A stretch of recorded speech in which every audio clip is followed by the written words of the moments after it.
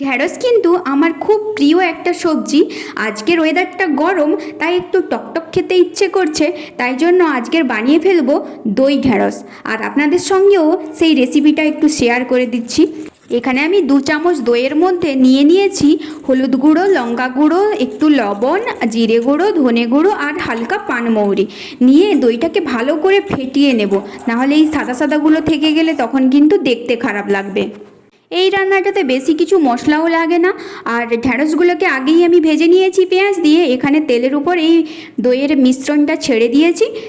দেখুন কত সুন্দর ফুটছে।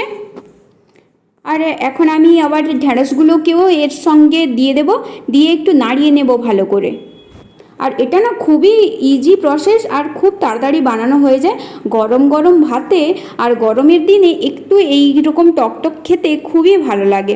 হালকা টক লাগে, খুব সুন্দর লাগে। এখানে আমি একটু গ্রেভি বানানোর জন্য জল অ্যাড করে দেবো, যেখানে ঢ্যাঁড়সগুলোও ভালো করে সেদ্ধ হয়ে যাবে। জলের পরিমাণ মতন একটু লবণ আর হলুদও দিয়ে দিয়েছি এখানে।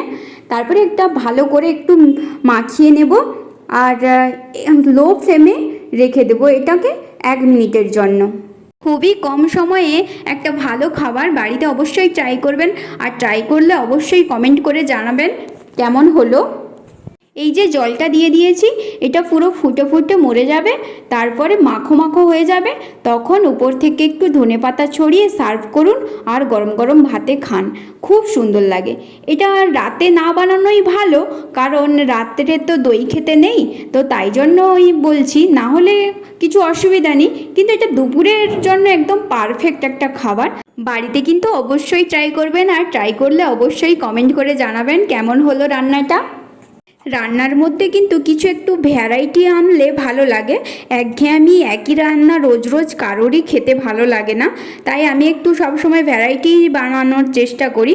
আর ওটা ভ্যারাইটি বানালে না আমাদের মনের পক্ষেও কিন্তু এটা একটা মানে আয়ুর্বেদিক ভাষাতে বলে যে কিছু ভ্যারাইটি খেলে মন ভালো থাকে, শরীর ভালো থাকে।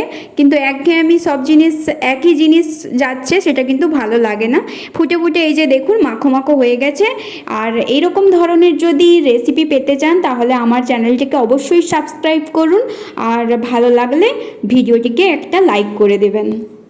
ঢ্যাঁড়সের কিন্তু অনেক রেসিপি হয়, তো আমার কিন্তু সবগুলোই প্রায় ভালো লাগে বলতে গেলে। ঢ্যাঁড়স আমার খেতে খুবই ভালো লাগে, আর বিশেষ করে ঢ্যাঁড়স ভর্তা, দই ঢ্যাঁড়স বা ঢ্যাঁড়স পলুয়া, ঢ্যাঁড়সের টক খুব সুন্দর লাগে। দেখুন গল্প করতে করতে রান্নাটা কিন্তু কমপ্লিট হয়ে গেল। উপর থেকে একটু ধনেপাতা ছড়িয়ে দিয়েছি। আজকের ভিডিওটা এখানেই তাহলে শেষ করছি। দেখা হচ্ছে আবার নতুন একটা ভিডিওতে। তত সময় ভালো থাকুন, সুস্থ থাকুন, আর সবাইকে ভালো রাখুন। টাটা।